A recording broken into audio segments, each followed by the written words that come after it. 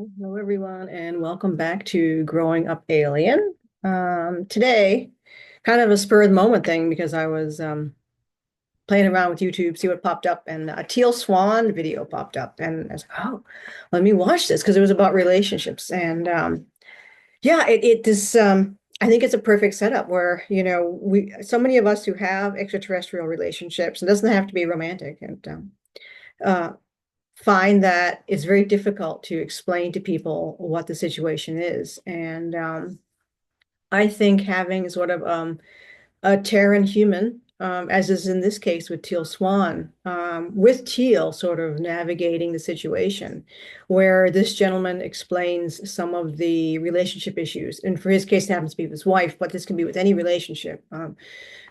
What he's having problems with. And of course, initially, his relationship problem is with himself. And this isn't his fault. It's not, we all have, it's not his fault. It's not even an Earth thing. I mean, it's going to happen anywhere.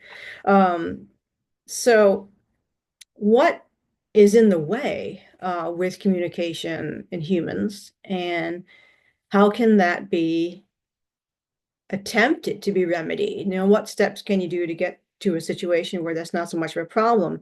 And for sure, that's an issue I've seen in every Terran romance I've ever seen anybody have. I've never had one myself, so I can't say from my own personal perspective. I'm glad I didn't, to be honest. I don't want one.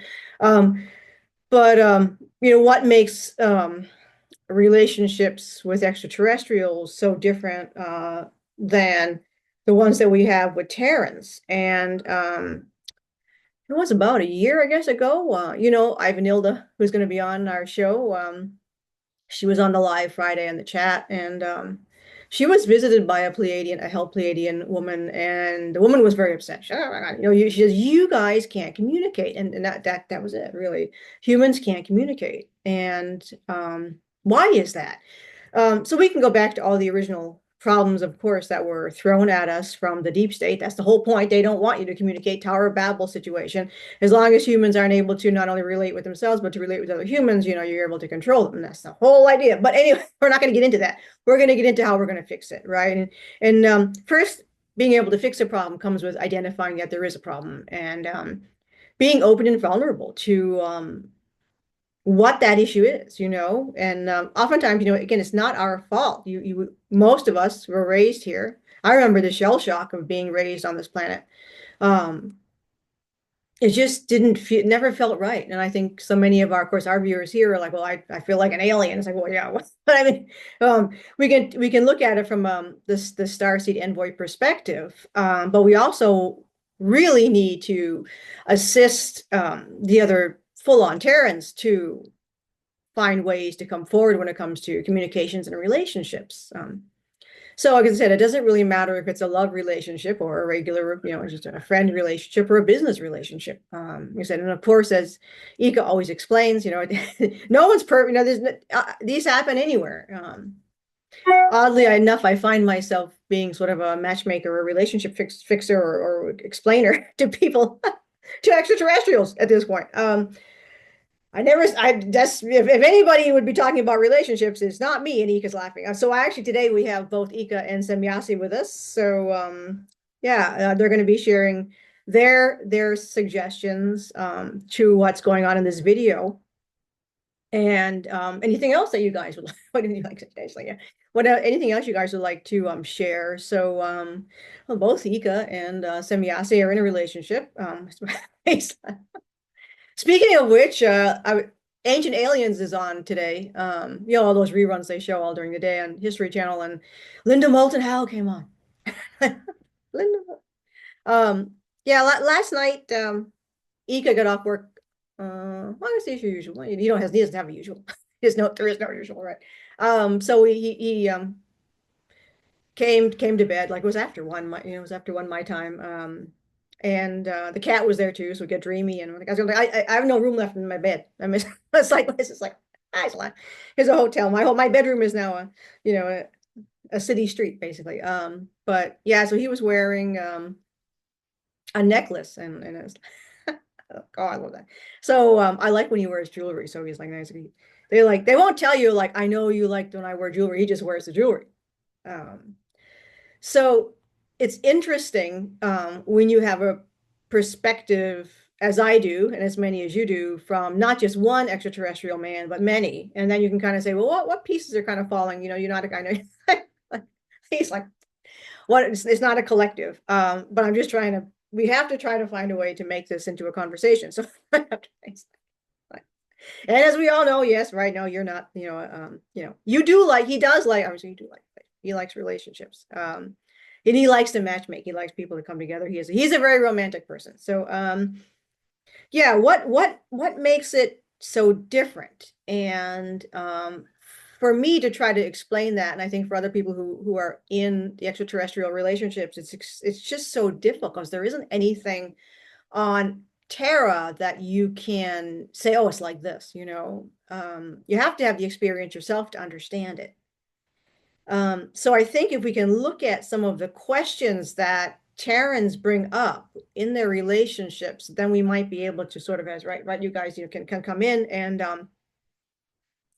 sort of address what's going on, right? And again, like they said, neither Semjase or Eeka or myself are stepping forward as people who understand relationships. I mean, not at all. But there's just something that seems to kind of work. And what is that? Right. So this is very scientific. This is not a, So Teal Swan, whether you like her or not, I think she has a particularly adroit ability to look at some of these situations and come up with a unique perspective, right? And whether or not, I mean, I don't think anybody ever steps forward and says, they are the end all and be all of any of this stuff. But when there are maybe very well points that are brought up here that seem to resonate, right? And this is what our two commentators are going to sort of, highlight for us. So personally, for me, what I like about having this in front of me is because I'm not a linear thinker, and that's because I work generally telepathically, and in a telepathic conversation, as you all well know, is a download of information. So to unpack large amounts of information and to put it into a sentence or word-based structure is incredibly difficult to do because it's really hard to put words to emotions, So we speak not only in the so telepathy is not only the message, but it's also the information behind it, the emotions around it. It's basically a massive download. Just a simple conversation would be pages long. So it's to break that down into sentences and words is always a bit challenging, right? So yeah. Yes, it's Semjase, like, well, Frank does it, so he does do it very well, and he's one of his gifts, for sure. Even though he hates it when we say he's a rock star. Anyway, looking forward to having Frank on ASAP. We're going to talk about Albert Coe, but that is in the future, right? So I'm going to pull up first. Here I'm like fudging with the screen share. There we go. The intro here. So share advanced to the relationship issues. Share. Okay.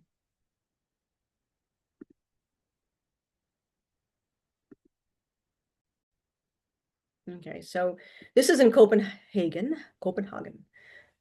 And this gentleman here looks like, actually, it's curious, looks like some of the guys we have upstairs. I think I've met a few look like that. So she has these, you pay to go to these little conferences that she has, and she answers audience questions and gives her talks on some of the stuff that she works with. Here we go with this fellow. He comes forward onto the stage and he talks about some of the romantic, but it isn't just, like I said, it's communication issues are communication issues, whether they're romantic or not. So here he is. Let's see what he has to say. My question is around safety. Okay. And safety in words for me, I'm creating safety in my intimate relationships. Okay. And I feel shaky. You feel shaky? Yeah. So is there like a specific question you have about safety? Or is it just like, Teal, tell me about safety? No, it's specific in a way that I feel that in one way I can see that struggling with my own sense of safety and owning that. So I push that away, trying to act safe. And that's really unsafe for both me and my partner. And in that way, I get lost. And I have a strong will, but it's deeper than that for me right now. Semjase just stepped forward, and it's not In the moment. an answer, but Semjase just stepped forward and she says it's really not a great idea to suppress so you said she says it's not a great idea to suppress emotions that are coming forward. She says that is your sort of intuition, red flag, but it's also the way you navigate the world. Okay, she said. She says that it is your compass.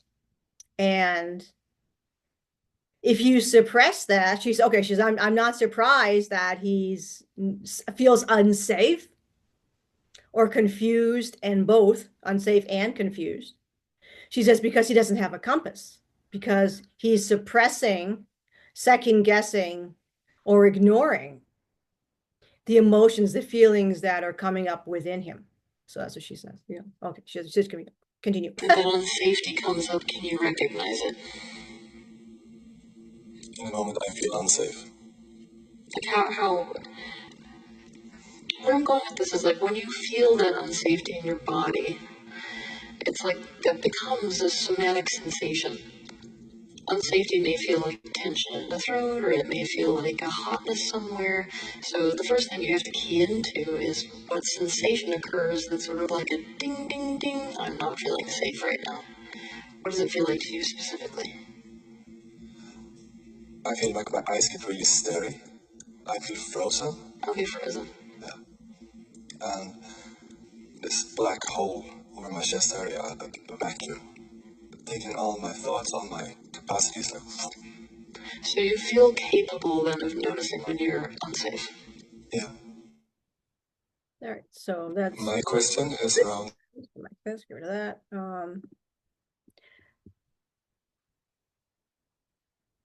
All right. So back, you're gonna give it to her. Okay. All right. Semjase. So he's on this. He's with me. He's like, oh, like oh God. So it's like it's hard if you do. Okay. So Semjase, I brought up something about, I think this comes from a childhood experience for him. Yeah, she says you don't raise your children correctly. I think exactly. Yeah, so he has a learned helplessness response, right? Yeah, the children here are silenced. They're not allowed to express themselves. They're only allowed to express themselves in ways that is desired by the parents. So that they're taught to suppress their emotions and not have any ability to, she's showing like a control panel, navigate the controls of video game. Yeah, she said, use your emotions in a way of like you would play a video game. So the children aren't shown how to use their emotions. They're told to suppress them, and that certain emotions are bad and that certain emotions are good. But in fact, all emotions are good. And this is a very dangerous thing to do to children, because it takes away their ability to keep themselves safe, as well as it allows them to foster a sense of discomfort or questioning of their own emotional states and the way that they relate to things that are happening around them. Right. So they lose their ability to read a situation. And that's very dangerous. Okay, so she doesn't, of course, obviously that would make sense as to why he and many other people would feel unsafe in the world, because they don't trust themselves subconsciously. They're not understanding and valuing the information that is being input into them. So then they become confused because they don't know what to trust or what to do. Yeah, what is there sense?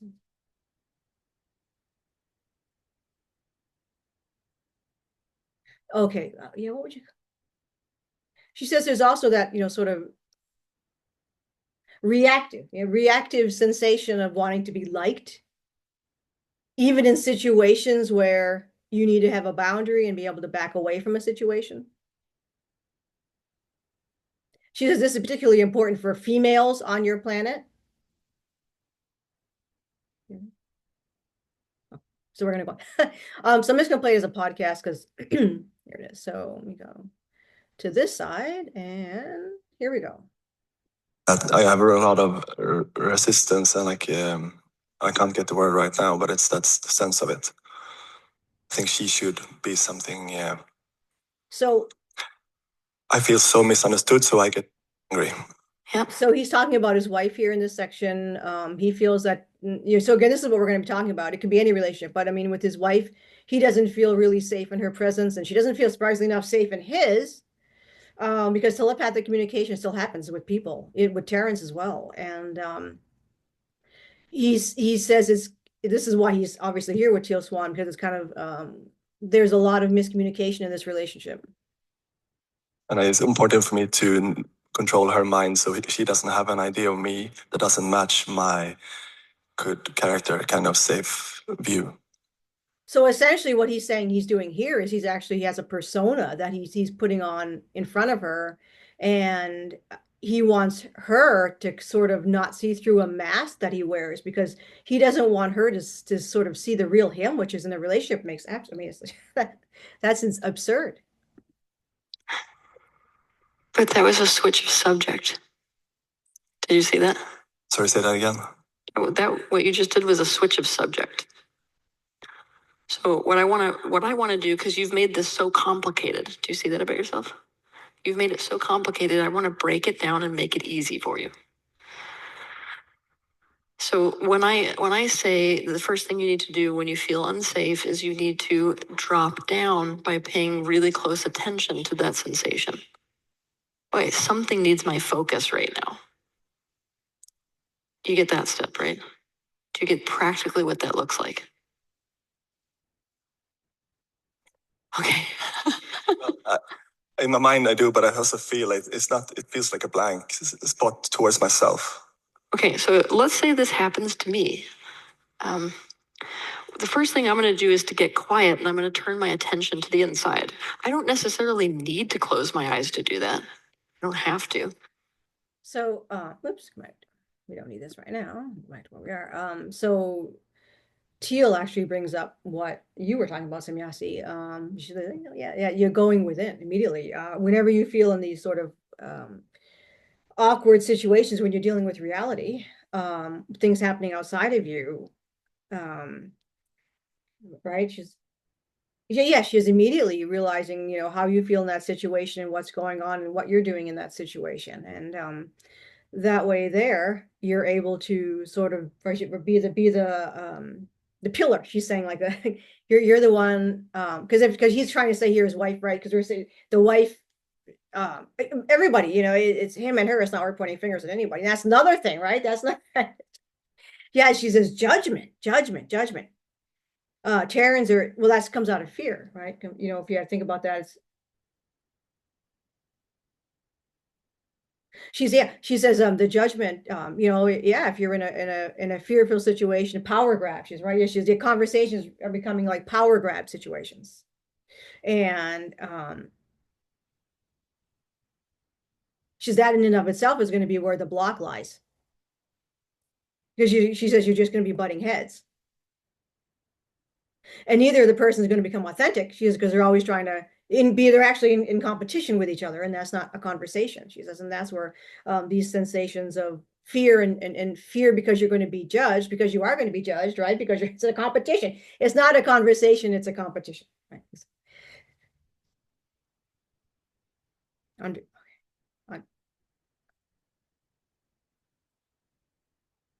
She says, yeah, and this comes from okay, I'm trying to peel back what you just said. I should peel back. Okay. This comes from that sense of let's go back to where we she's fun. An inner trauma, where you're teeter-tottering within your own knowing of who you are yourself. You're not sure who you are. And she says, I suspect sometimes too that a lot of people are afraid that by showing who they are, other people may not like them because we were talking about judgment, right? Exactly. And they create a persona. So you have a lot of like fakery. She's like, fake, right? Fake. Everybody's fake because everybody's creating a persona because they're so afraid of being judged by other people who are also creating personas, right? And this is a psy, right? It's a psyop, correct? Yeah, and we know it's been all been done on purpose and everything like that. Now you're awful quiet, you know. Anything from the peanut? No, he says she okay. So I'm gonna pull up. Let me show you. Oops, mess around with my computer for a bit. I am not all right, so we're good. Let me just pull up. I'm gonna just pull up the image there, so you can kind of look at the stage. His wife's gonna come on. I should have brought that up, but I didn't. So share screen, screen English. Oh my God. Pardon moi. All right, here we go. I'm just gonna pull this up so we can kind of look at that instead. All right, so here is Teal continuing on with what this guy might want to do. So I can keep them open. And in that moment, I can shift my focus to what is going on with these feelings. I am feeling unsafe. I can internally verbalize that, right? And then I start an inquiry process, not with the attitude of it shouldn't be this way. That's where a lot of people go wrong with the inquiry process, right? Is that they automatically approach anything that's happening inside them with an attitude of it should be different. So why the hell is it this way? You know, it's not well, Semjase just popped in. She said, that's the problem. Somebody has to step forward and stop this cycle. Otherwise, it's just going to keep going, right? That's it. Energy. The right energy is this, it's a kind of a soft, caring curiosity. Oh, what is it right now that's making me feel really unsafe? Can I identify when this started?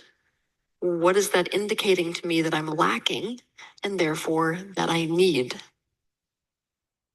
And what you'll notice is this chasm that you keep talking about in your chest, that black hole, it's all about a missing need.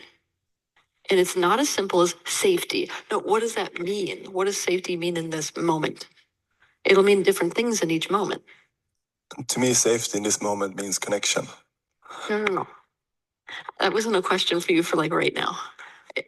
I'm giving you a template for how to work with unsafety in any moment. So did you followed me for the steps, right? Yeah. You did? Okay. Once we're totally present with that thing and we've asked what it is that's causing this, therefore what it is I'm not liking, therefore what it is I'm wanting or needing, and then how do I bring that about?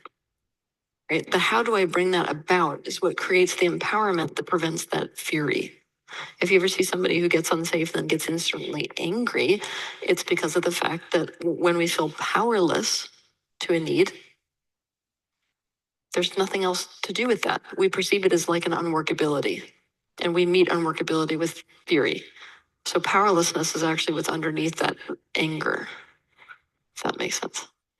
So that's not going to occur if you're consciously figuring out what it is specifically in this moment I need in order to feel. And Semjase steps forward. She says that, yeah, well, this would make sense because the sense of powerlessness, right? So we're talking about power. Yeah, she's because we make our children powerless. And all right. Okay, she says that they can't sort of express or speak for themselves. She says there's this concept of obeyance. And that's a fear-based concept. So you're basically just there you go. She says, you're raising your children by these concepts of, well, I'm just going to throw that, some of the religions. And she says, I know that. And she says, I'm not trying to, we're never trying to attack people's religions. And she's not trying to say that. She says that we have to step back in an overarching view of what a concept like fear-based obedience, punishment, reward is doing to a child. She says, that's what she says she feels is possibly one of the formative things that this type of parenting does to children. And I think I agree with her. I think this is what we're seeing here. And as Teal says, right, powerlessness leads to anger. You have to do just fight or flight at this point, right? Yeah. In order to feel better, and you're taking action towards that.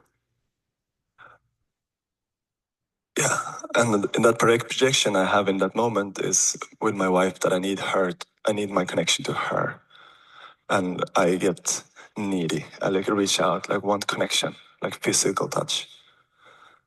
Do you think that's what it feels like to her?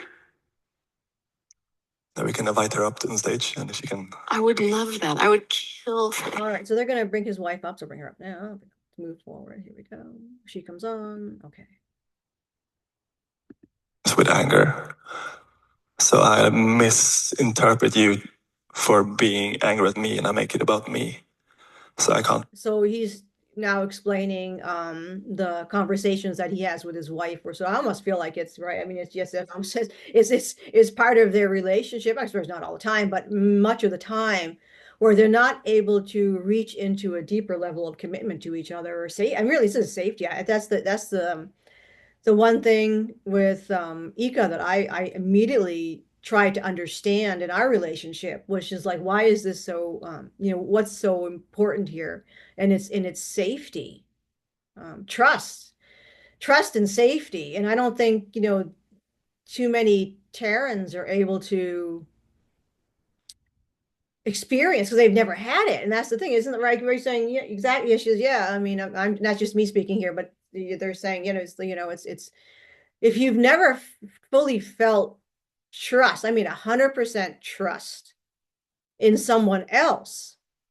And I think for those of us who have pets, the animals are great guides to understanding what that really is. What does trust truly feel like? You have the unconditional love of your pet. That's really what you want in a relationship. And yeah, when we talk about love, all right, and this is Semjase. Unconditional love isn't just something in a romantic relationship. It's something all over the place. It's in all relationships, whether it's a work situation or just a casual meeting, a sense of the collective. We're not, I describe we're not a collective. Humanoids are not a collective, but there's a sense of everyone sort of in this together. And yeah, that's what the cabal and the idea of nations and all that stuff, because I'll just throw this, all right. So culture has got nothing to do with nationality. They created nationality to create discord so that the different cultures that were within these national boundaries will then start fighting with each other. And that's the whole, everything that's being expressed here is in sort of a desire of the humanoids on this planet. It was put there by the cabal in order to control the humanoids on this planet. If you're just supposed to be somebody's lunch and somebody's, slave, you don't want your toaster or your lawnmower to have a lot of these complex interactions, because it just makes you ruling over them a lot difficult. Sorry. So here they are. So this guy is telling his wife's on the stage now, and he's coming. This is, most people can't do this. Most people would be shutting down at this point, and that's unfortunate. You'll never move forward like that. So Listen to you. I can't really see you. I can't really honor your needs in that moment. I get lost in my own story. And my story in my head is that I will never be enough for you. That whatever I do, you still think that I'm not listening enough, or I'm not safe enough, I'm not man enough. Okay. And what is your version of this pattern? Hi. My heart is beating so hard.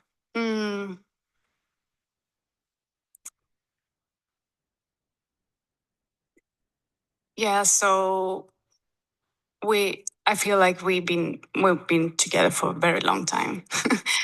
And we've been in a very long time been stuck in this pattern of I don't feel safe enough, and I want him to be safe so that I can feel safe. So I get angry when I feel that he's afraid, and I judge that.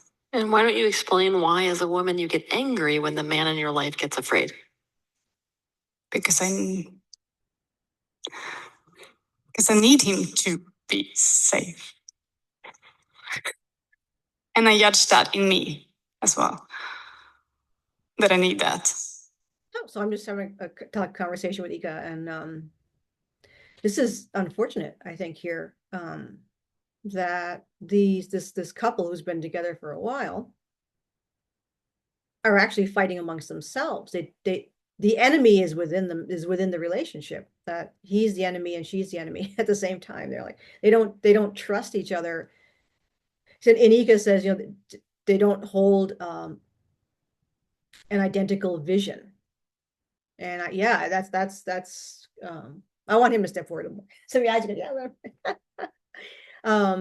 I'm trying to, we were in, we're telepathically conversing about what we're doing with each other. And it's like the foundation in our relationship is always in an infinity loop where there's a connection, a deep trust in each other. And that's what's holding the house up. And that's, I mean, like, yeah, he says you can't, these people are in a relationship and there's no foundation. How can you have a marriage where you really don't deep down trust each other? So I have a hard time even understanding what I understand. I'm trying to, like, also remote view a little bit about, kind of, I don't hate I say mind read. I say mind read these people. But it's fairly common. I find it in almost every Terran I've ever encountered, is there's this I'll say unwavering sense of wavering. They don't, yeah, it's like there's unwavering sense. They have this unmoored on you, like this ocean. Yeah, he says they have like they're unmoored. Yeah, and that's oh, okay. So Ika says you have to have a deep trust in the other's love. Yeah, that and that starts with the love of yourself. I'll explain that a little bit to the so love of oneself isn't arrogance. That would be an issue, right? If somebody had arrogance, then that they're going to have a problem in that relationship. But I mean, that's a behavioral problem. I don't know what's going on there. But I mean, what you want?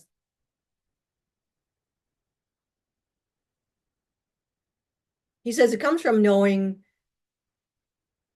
who you really are in a timeless sense, which is unbounded, unbounded. What are you trying to say? Okay, no boundary. No boundary. Okay. All right. I wish you wouldn't do that. You give me words instead of images. All right.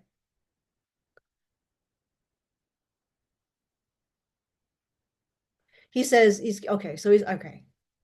He says you see yourself as free like the wind. You see yourself as free like the wind, charting your own course, finding yourself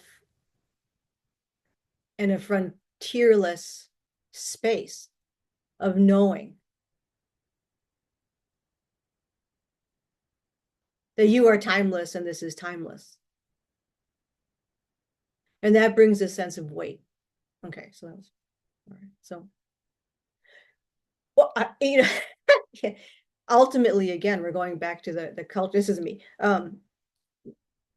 This freedom that he's talking about is not something that you're taught here, and that's ultimately any kind of relationship conversation that's being handled on Earth with Terrans is rooted in a very diabolical programming that has happened throughout history for this race of humanoid. And this programming transcends all nationalities and cultures. There is a programming there that is meant and intended to derail the species, rather than, because everybody has culture, and I don't care what planet you go to, there's always something there.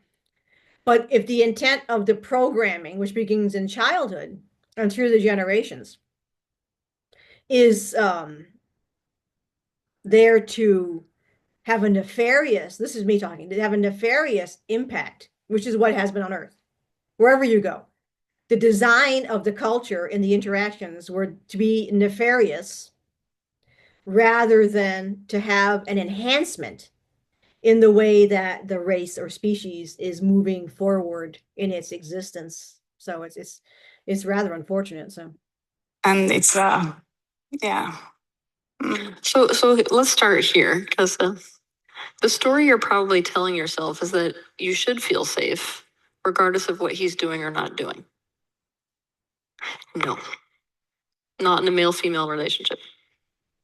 all right, so we're just going to break it off here, you guys, right? You know that I'm not breaking it off, but I mean it's like so specifically in a romantic relationship. Like I said, we'd have to have people come on the show who understand homosexual relationships. I'm not gay, so I can't tell you what that's like. I haven't had that personal experience, and I would never try to just assume.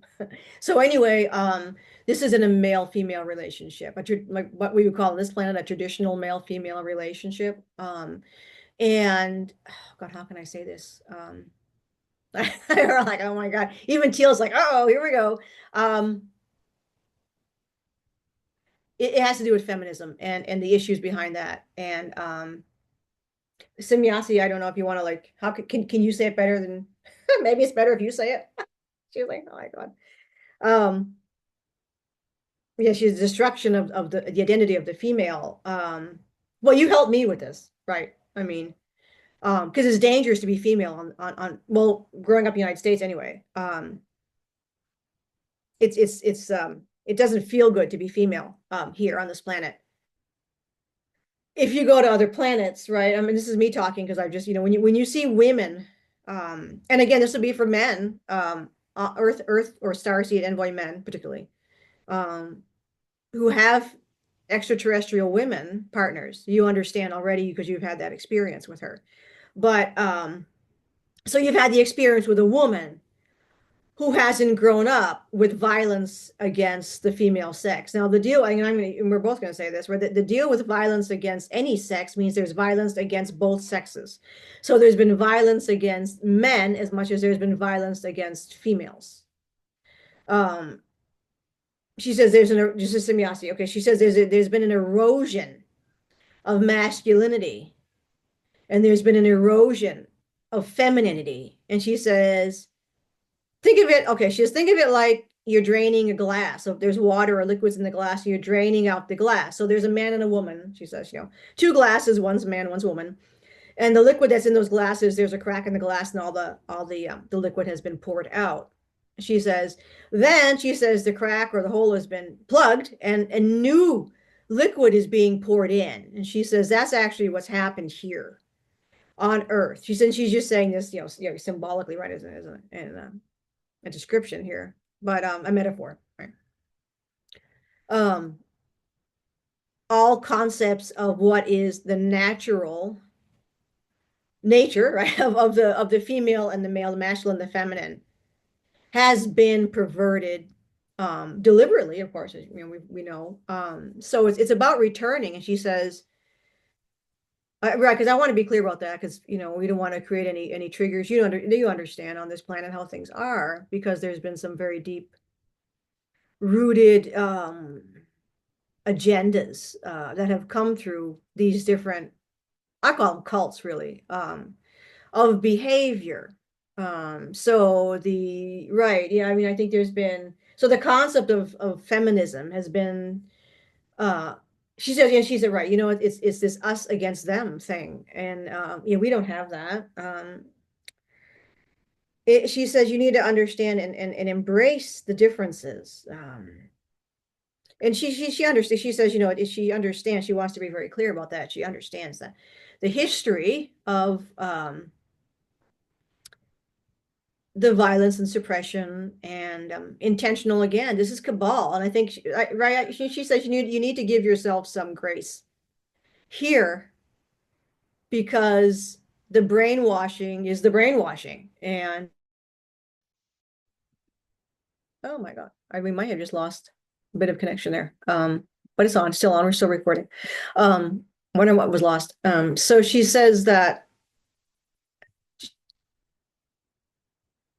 try to still your mind and try to receive information in a way in which it is being unfurled before you.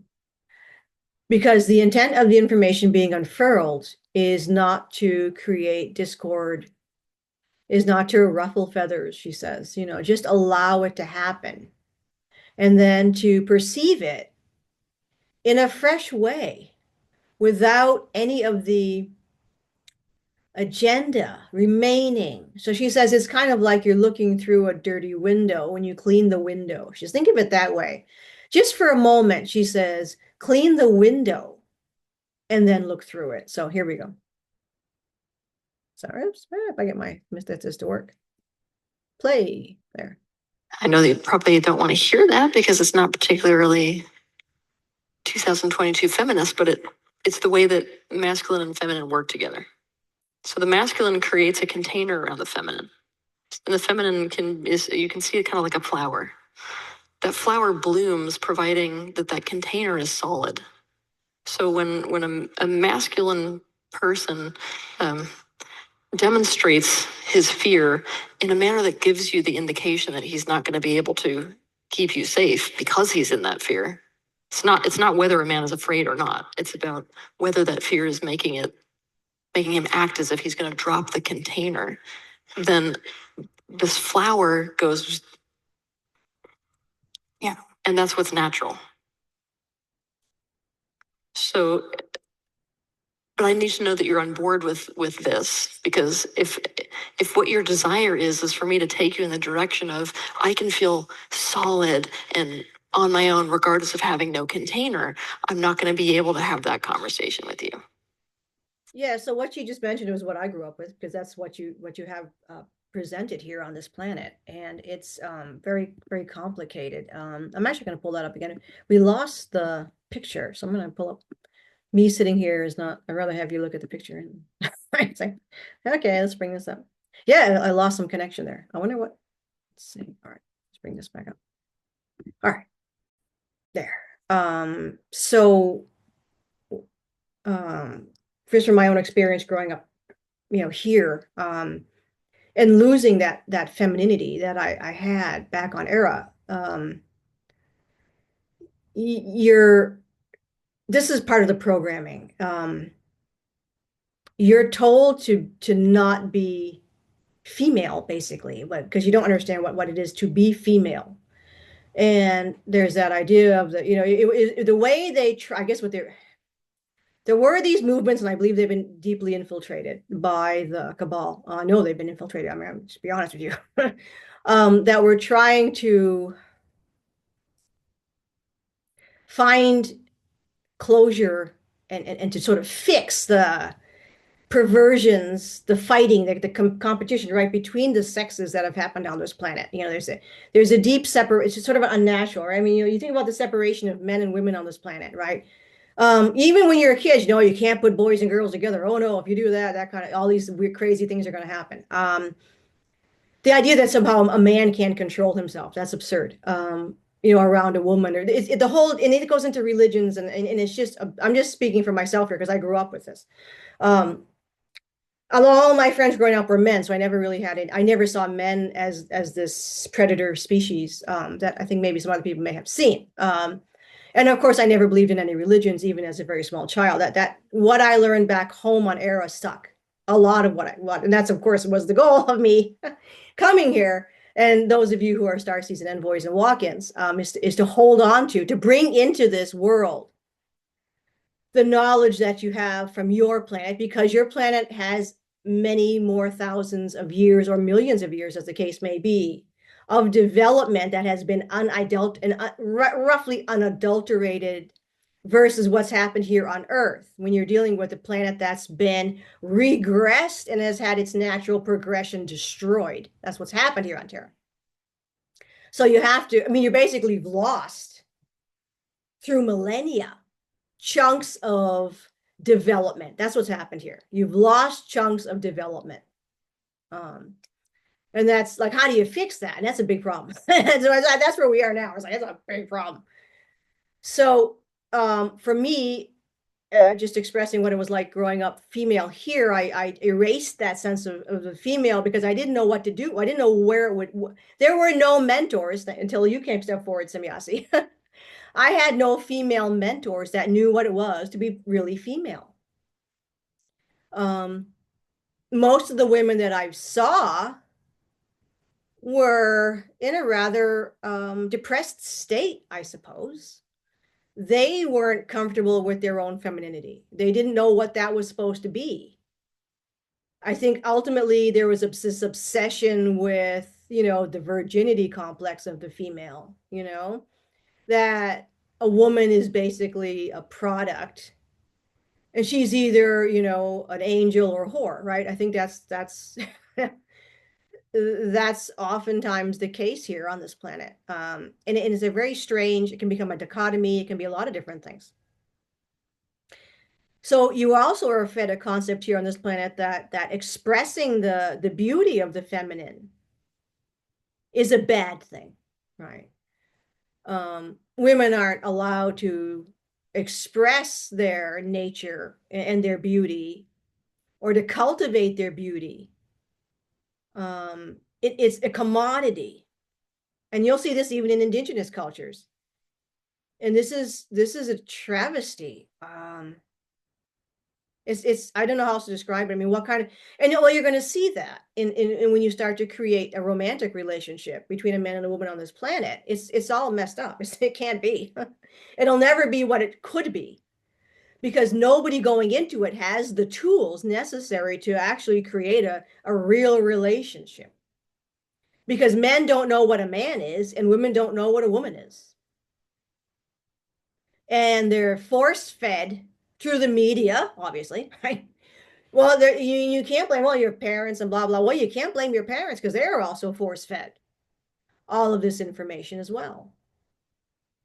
There's a deep perversion of sexuality, which I think the Ahel are going to assist with if we ever move forward in this. Well, we're going to do it now. We're doing it. You got three of us. Okay, three of us.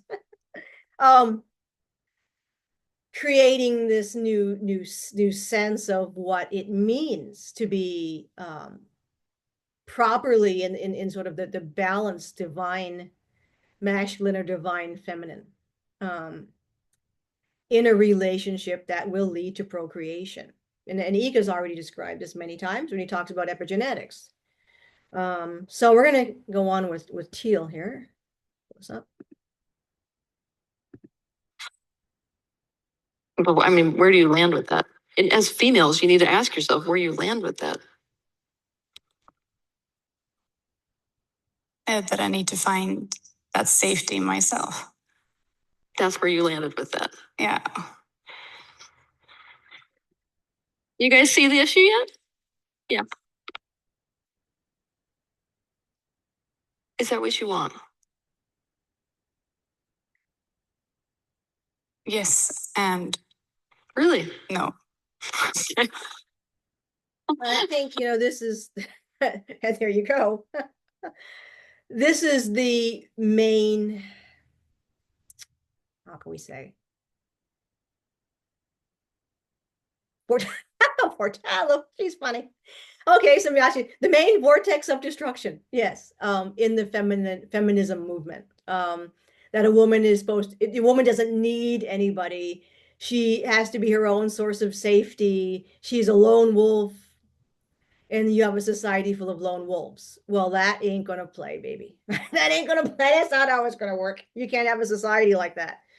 That's a super. You're creating a society of violent super Draco, a society of violent super soldiers. And this lady here, she just spouted off what she has been brainwashed with, that a woman doesn't need this or that, right? But then when Teal, what you do want to feel safe, and that's to put a long, I'm going to put yeah, right, just to make a long story short, a man in a romantic relationship enjoys being that place of safety for the woman, and the woman needs that place of safety in order for her true divine femininity to blossom. This is in a romantic relationship. And I'll be honest with you.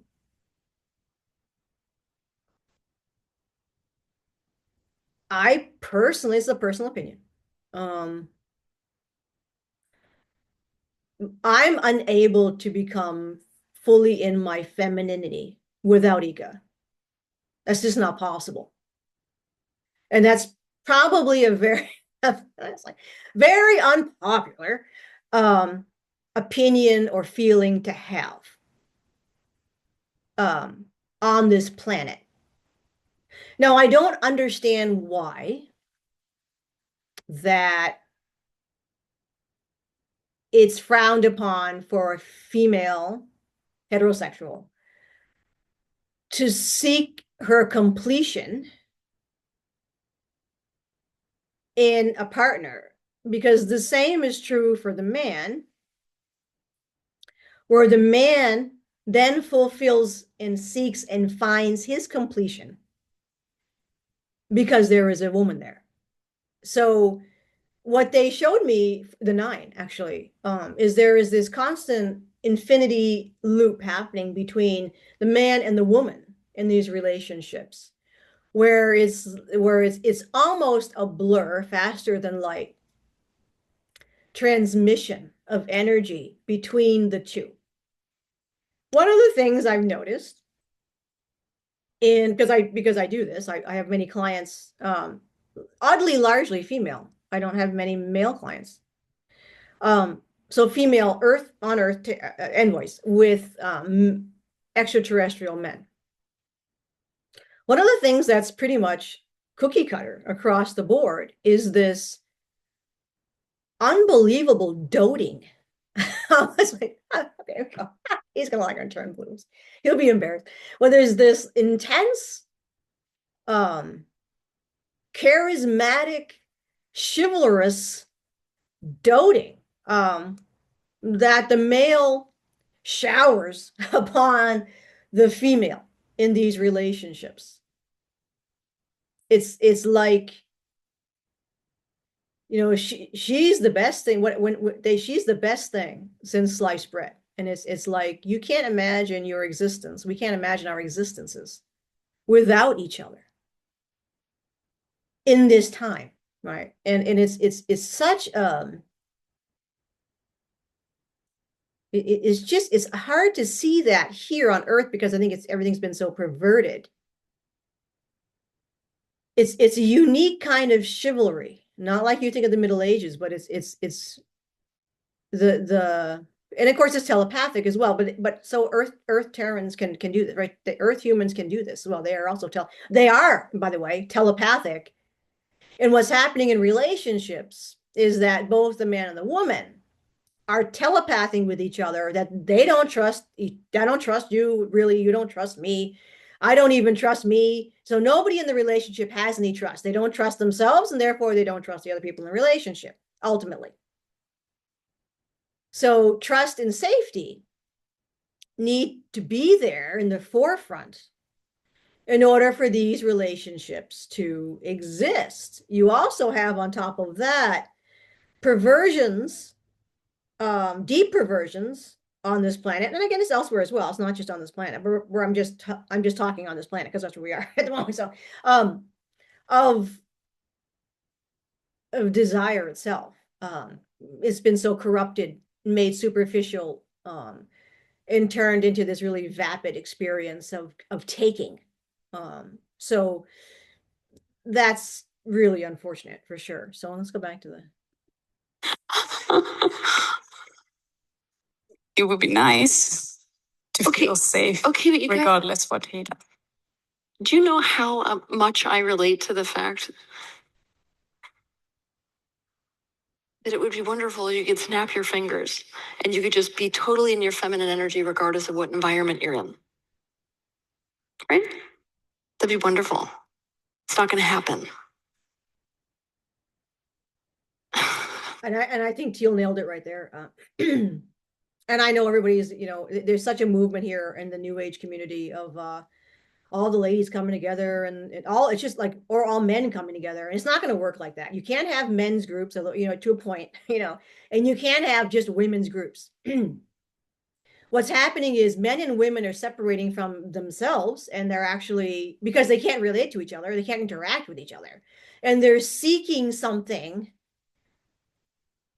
within, or they're going in areas to seek this thing that they're looking for, that they need, and it isn't going to be in those areas. A man isn't going to come in his manhood around other men. A woman isn't going to come into her divine feminine around other women. That's not going to happen.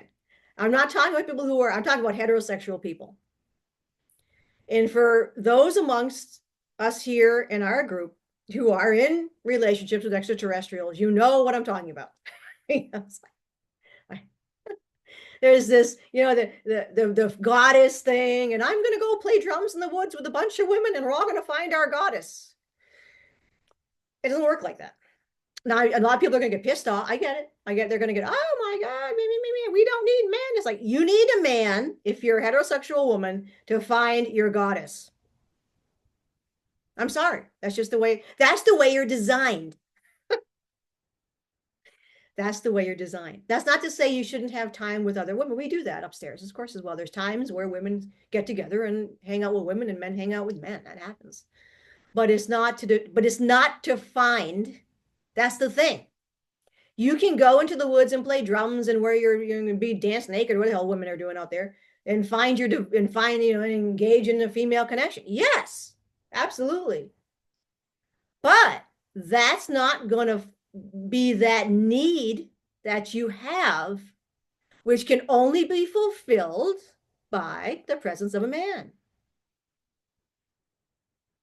And that's coming to you from me, who's been, I never been with an earth man, because no earth man that I've ever had around. Is there an earth man on earth that understands this? Probably, more certainly. I've just never met one. But that doesn't mean that they're not there. They're probably out there by the millions. None have ever come across my path. And I think that has something to do with what I came in here and having a relationship already. But the minute, even though Semjase stepped forward and she tapped into the feminine side of me when I was in my 40s that I never could feel, it didn't get fully expressed until Eeka stepped in. And I'm more than a dime to a dollar. The other ladies and men here who have extraterrestrial relationships will have had the same. We're gonna be unpopular. We're gonna trigger people. I don't give a fuck. It's like this is what happens when it's done correctly. It's just the way it is. It's what it is, and people don't want to hear this. And that's why we're pushing right now to get more extraterrestrials here so that humans can understand. It's a very beautiful thing. This kind of love is unbelievable. I have, being with him, this unbelievable sense of joy. Like, it's beyond any drug. Not that I've ever done drugs, but it's just like, he is a drug. I mean, it's just hard to like, and I think that's so sad. I mean, if you're in a Terran relationship and your husband and wife, every time you're near them isn't a drug to you. Isn't this just like amazing energy source that you're pulling from? That's unfortunate. And that's what they didn't want here on this planet. And right now, Teal is trying to show to these two Terrans what is possible when they start to understand, right? She's peeling back the layers of lies in this kind of situation. And I want to, I mean, I'm just feeling this pull right now. For men and women, okay, who aren't in a relationship and they want a relationship, go upstairs. You can have an amazing relationship with an extraterrestrial. And Eeka loves it. He loves to matchmake. He's a great matchmaker. He loves that because it's so wonderful. Um, and I'm telling you, I'm the last person on earth. I didn't believe in love. I thought it was a joke because I saw people's relationships. I'm like, I don't want that. It sucks. It's gross. I've never seen anybody in a relationship that's really magical. No, I mean magical. And again, for those of you, and I know it sounds, if you're not in an ET relationship right now, what I'm talking about doesn't make any sense. But if you are in one, you're like 100%. I can open portals. It's like insane. So amazing.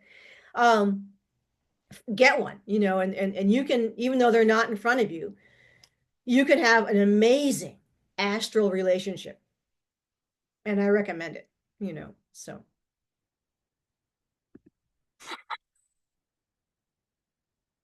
And I know that what scares humans the most is when it feels like you can't control how other people are, right? So then you want to just be however you are, regardless of them. I know it's tempting, but I want you to look at a world where literally everybody does that. Doesn't matter what's happening with you. I'm just going to do me. Is that the direction you want to head? As people? As people, what? I mean, I know you don't want to be in pain. As people, if I was going to give you a vote, do you want to head in the direction of each individual is so empowered that they just do them regardless of everyone around them? Or are you wanting to head towards we have such symbiotic relationships with each other that our needs are completely met? The second. But then that's where we're not understanding that we're giving a mixed message. And like one thing that I'm really interested in doing is ending the mixed messages between men and women. And I'm telling you, I think that as far as the mixed messages are going, women are more to blame for that one. We are giving mixed messages to men like 24 hours a day about exactly what we want. And I mean, you can't really blame women because we're getting so many mixed messages ourselves, you know? Relax, make space for a man, be strong, be in your feminine no matter what. Like, I'm just, yeah. So it like starts with us really making a concrete decision for our life and then holding the people in our life accountable to that agreement. Well, first we got to make sure they're on board, but listen that they are. We got to hold them accountable. And that means holding ourselves accountable, which means, no, this was a no-go for me. This is not what I want to vote for in my life. So the reason that I'm focusing on you first is that I need to know what your solid vote is. Because with you, there's a mixed message, right? And until I know what your solid truth is, I can't work on where he lands relative to that. And that confusion is part of what's putting him in the red zone. We call it the red zone. It's like, I don't know what to do with a woman, you know. Well, I think I have this very strong longing, Yeah, for being, saved. Yeah. And really, like, yeah, saved, held. Eeka wants to step forward about a view of women, but I think, one of the things I want to just bring up before he steps forward is, unfortunately, I think in a lot of, to go back to the idea of a man and a woman, it's like, I think a lot of times on Terra, it comes out of desperation. It's like, I have to have a man with me, or I have to have a woman with me. And it's like, people on this planet settle. So there's never any spark between the two of them. It's just like, oh, well, I'll be alone forever if I don't go with this person. Or I'm turning 30, or I'm turning 40, or I'm turning 50, and I don't have a man or a woman with me. And oh my God, it's all going to go downhill. I got to find anybody, It's like, I think that you speak for yourself, but Ika's going to step forward and talk about the way he views, well, not women, but it's like, his he like, yeah, he definitely, he doesn't know what, it's so hard for him to come forward with, what he would want to say to men on this planet. Like he says, he never wants to step forward as being like, the ultimate guy. That's not the case at all by any stretch. But what he wants to say now, he came in, when she was talking, is just the way that, he has this, he has a really deep, like, honor, is that he honors the female, and and he says that's not a judgment thing. The best way I can kind of translate what he's sending me feelings wise is almost a sacred feeling inside of him for women. And then again, that's an Ahel thing. But I think the Ahel culture is going to really help humanity, because we're such an extreme in the opposite direction of what's happening on this planet. It's what do you I know, don't, you're going to telepath it. I know I'm going to try to translate it.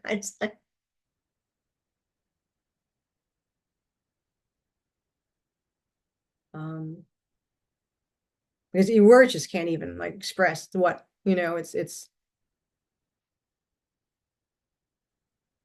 it's beyond desire. I mean, it's not, and it's not sexual. That's one thing you got to understand. This is not sexual. That's Draco. I mean, that's reptilian. And I just, he doesn't like to talk about perverse masculinity, because it's just, he doesn't really it doesn't work for him. And it's just so, it's so far into him, he can't even imagine. But I mean, this idea that, I guess, this is what's been instilled. It's not, men aren't like this, men are not perverse. Men are not, like on our planet, they're not afraid of women. They're not, or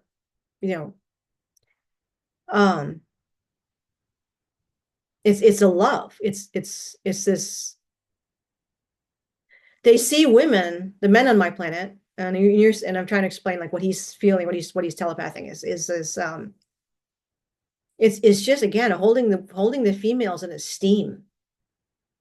And it's not, there's no judgment about, there's no rating, she's hot, she's not, all that kind of, that's just so, I know, because he can't even talk about that. It's not, that's just so gross to him. It's the idea of like, that's what you get on this planet, the purchasing, of the female, there's nothing beyond this. Basically, it's a thing to screw. I mean, that's not, that's, that's something you would brag about. It's like you bought a new lamp or something. It's just, that's not going to work. I guess that's the point. That's not the union of the male and the female. That's not going to work. It's just such a deep perversion. But again, it's that, it really is love. It's just an almost religious love that is expressed by the males on many planets. Actually, I've seen it. I'm working with different men from different, it has to be, but again, as Teal mentioned, and he's there's a symbiosis in the relationship that cultivates a depth that is not, and yes, and looks matter, the attraction. I was gonna call it attraction, because looks, I mean, that's all. There's no such thing as looks. I mean, it's just depending what works for you. That's what's important, right? So there has to be, and I know this is also unpopular on this planet, but there has to be attraction. There has to be physical attraction, and there has to be emotional attraction. And that acts and together. There can't be one without the other. And that's why you don't have any magic here. I think that's, so I'll go back to Teal. And I get harsh and critical when I'm not feeling that. Mm-hmm. And then we get into this loop of critical, defensive, over and over again. You're desperate for ownership. Sorry? You are desperate for ownership. Ownership. I'm just going to call it out, okay? I'm literally just going to... Sitting here watching you, you're desperate for ownership. Do you understand what positive ownership is? No. Okay. Let's pretend I'm a man. Now, with positive ownership, I've decided that you belong with me. I've decided you're my female. What that means is your best interests are now a part of my best interests in a very serious way. So I'm going to caretake them. I can't do that and consider myself a man, and I can't do that and feel good. Or I mean, do the opposite and feel good, right? I can't watch you suffer and feel okay. So if I'm going to positively own you, I have to understand you first and foremost, don't I? It's no different than if I owned something else. Like if I don't panic for a second, okay? Because I don't want all the females in this audience to flip out and go into this, like, don't objectify us mode. Okay? Let's say that I'm a man and I own a car. The first thing that I have to do to be a good owner of that car is I have to understand it completely, right? Otherwise, when these little bells and whistles go off, I'm like, I'm just going to keep driving it. Oh, look, it's in the shop, you know? Hashtag every relationship.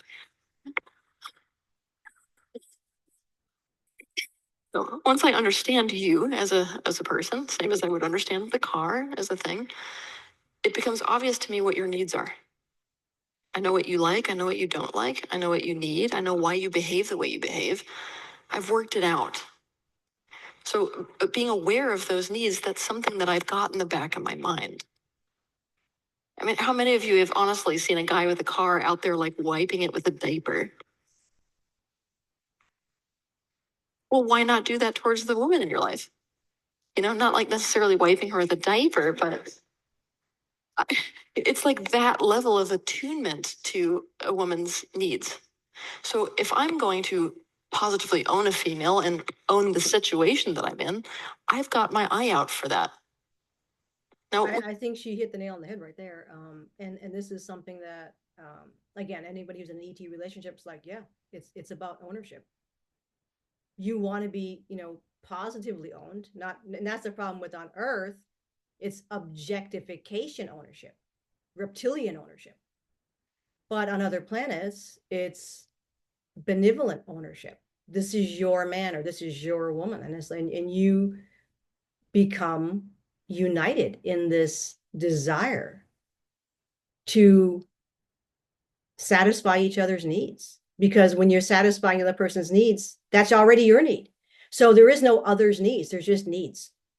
And that's the difference. So like being really attentive, like she mentioned, like Eeka's done that a million times. I mean, it's like, I mean, like last night, I mean, he was wearing a necklace. I'm like, why are you? I like, oh, I love when he wears the necklace, but I've only, he was, because again, we're telepathic, but it's like I had done an AI and I put a necklace on him it just looked right for the AI.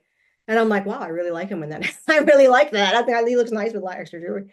And like he's like, oh, I'm gonna wear jewelry. So it's like, he's already always attentive to the things that I like. And like for me now, there's like the things that he likes, I like. Like seafaring. I'm like really into seafaring, and it's like I'm really into peaches now. Because he says he likes peaches. I'm like, oh, peaches have a special place. It's childish. It's almost a childlike delight. It's innocent, and that's the difference. It's innocent. And it brings you incredible joy. It's just what a relationship should be, where like, we're constantly in each other's thoughts, not in a weird way, but it's just because it feels so good.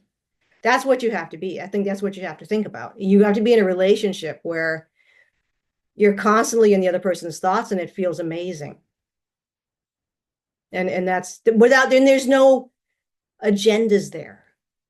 There's no, we don't fight. We've never, no, we don't, because there's nothing to fight about. What would we fight about? Because we have conversations, we have communication between us. So it just like, he didn't want, if he doesn't want me, like he never tells me what to do. But I can feel that when he suggests something, it's because it's going to be in my best interest. I know that. And I look up to him. And I think, I don't know, I can't speak for all women, but for me, having a relationship with a man that I look up to that I can like kind of be like, wow, he constantly every day brings me something new just by being him, not by doing anything, just because he's still there. That's all it is. I have something to just be amazed by. And there's no there's no tips, or it's natural. It's just natural. And I just hope Terrans can find this. With positive ownership of a female, I know that one of the things she wants is leadership. She wants leadership, but she also wants the space to create. That's quite typical for a female, in fact. So with the space to create, I'm still leading her into moments where I'm like, you know what? Nothing has to be taken care of right now. You can just literally do whatever it is you want. What do you want to do? Do you want to paint? You know, I'm still, but see, even in me asking her that question, I'm giving her security because I'm leading her through the process of even her deciding things. I'm not necessarily telling her what to do. I'm leading her into what she wants to do. And by doing that, I can create space for myself by saying things like, this is something that I need, but I need to know that this works with you. How can we make it work for you? Here's some suggestions. So she makes a good point there. I mean, a few things. I give an example here, I guess, on Earth, and let's just say a man opens a door for a woman. There's that I can open my own door. There's all that violence and negativity, and it's like when a man does something for a woman, it makes him feel good. Like when you do something for a man, it makes you feel good. So we're taking away another person's joy. That's what happens in those situations. It's like when somebody compliments you. Oh wow, I like your new ring. All right. Oh, hi George, you got a beautiful new ring. Oh, thank you. Right. You don't say, oh, it's not. See, that's the thing is, it's like when someone says that they like something that you have, that you're wearing, whatever, or something you've done, right? And they compliment you. Thank you. That makes the person feel good because they're trying to do something nice, because it feels good to do something nice. But the cabal doesn't want that. See, they don't want you feeling. That's the whole thing. The cabal doesn't want you feeling good because they can't feed off the loosh. They want you to not feel safe. They want you to not trust. They want you to be angry. They want you to fight amongst yourselves because they feed off that. And everybody fell for it. There's a You see how she's started to de-escalate to see her system?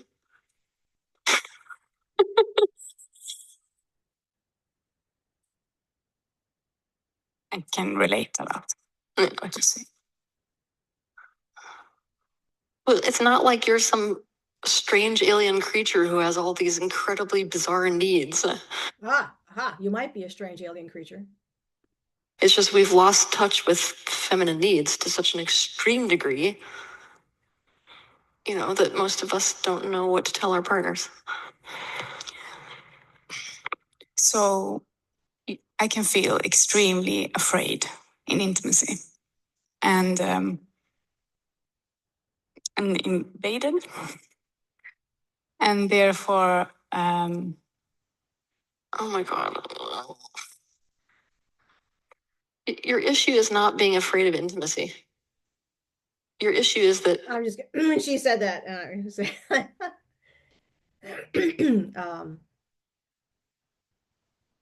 Eeka was just like devastated. He was just like he wanted to cry. Like, that's the sensation I got from him. That's what he the it's so sad. It's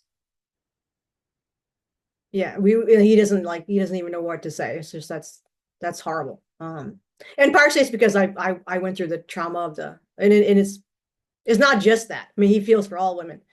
But he's like, because of the use of, again, of rape, not only on this planet but on other planets as well, and the treatment of sexuality as this. Well, we went through the whole thing, I think, with what it means here in the destruction of the feminine and the nature of the female. So it's very gross, I guess, on this. I just say it's just really, yeah.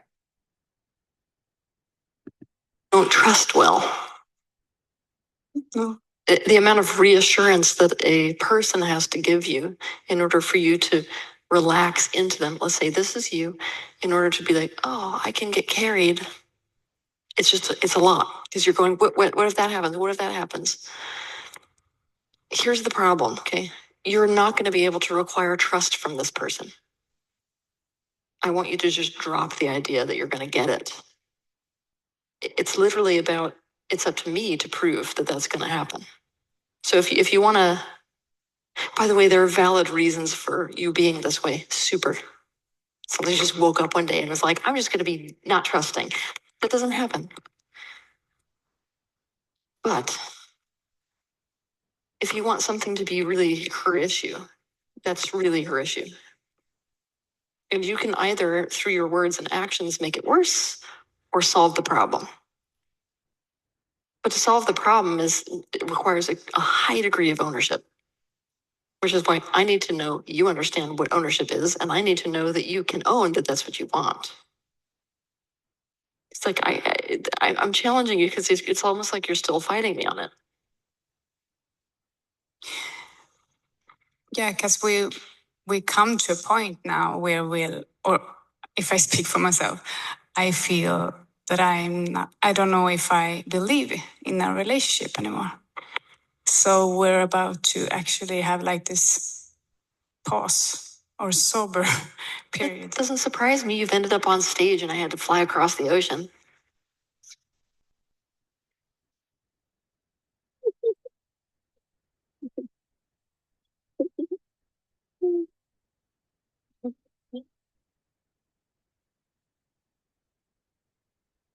Well, I mean, so let's start here. Are you actually interested in giving it a go or no? Because there's like a threshold where you're just like, I literally can't try anymore. And there's nothing, if you guys are past that point, you can be honest with me about that. Yeah, so I If mean, I you're think past- that this is a typical Terran situation, really. I can pull this down now. We've been there enough, given enough, I think that, seeing that in comparison to where ET relationships are. Not all, like I said, there's a lot of issues up there. We have divorce and everything else too. But it's unfortunate, isn't it? I mean, it's just really sad. And yeah, I think that's the biggest problem, where it's like what Eeka just mentioned. It's like your needs are the same. There isn't like his needs and her needs. There's our needs. Just by default. There isn't anything that you work at. There isn't anything that you do. It's just if that's not the case, there's an issue. I mean, it's just by default that you and Semjase and her relationship. It's just whatever the other person does is magic to you. Whatever they achieve, is magic to you. And you're there for them when things don't go right, or when they have a problem. And you have patience and you wait. That's another thing. And you have to feel safe enough to express issues that you have in these kind of situations. So it's what he's gonna.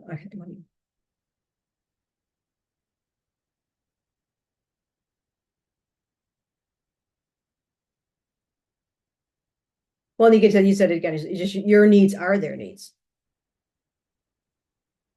and that's I don't it's just trying to build what the differences are between relationships off planet, the good ones, the ones that are working, and the ones that you see around here on Earth. And then there was a good example right there today, and that's why I'm just having to bring that up from the Teal Swan video, because it's really it's all the programming, and it isn't the people. Like, it's not the people's fault. It's not those two people's fault. It's because they don't have the tools. They have nothing to model. There is no system to model. That's their problem. There's it's like where would you find in fact, that's even looked frowned upon, I think. Oh, there's no perfect relationship. Yeah, actually there are. if you say there's no perfect relationships, you're manifesting that there's no perfect relationships. It's simply because you just think there can't be one, right? Um, when there are. And I see it all the time with my clients and their extraterrestrial husbands or wives, that there is perfect relationships, pretty much, right? Right. So yeah, it's something that this planet's going to need to get. I always said, what we need on this planet is an army of social workers. And that's why I see you laughing. So, man, oh my God, yes. So I'm going to end it here. And yeah, wishing everyone to experience this unbelievable love that you can have with other beings. So also thanking Eeka for being here today, and also you are so quiet on these things. Thanks. Oh, and Semjase for actually saying a lot of things today in our and I had a friend talk, he was a new friend of mine, talking to him the other day, and he's like, "You're philosophical, and amazing." I'm like, "I've never since when? I've never philosophical side." He is, but I don't ever get to hear it. Anyway, have to have her telepath with you so like you can share your wisdoms. Like God. Anyway, thank you guys for taking time out of your day, and joining us, and also our viewers as well. So we'll see you guys up. Some exciting interviews coming. All right, cheers, guys.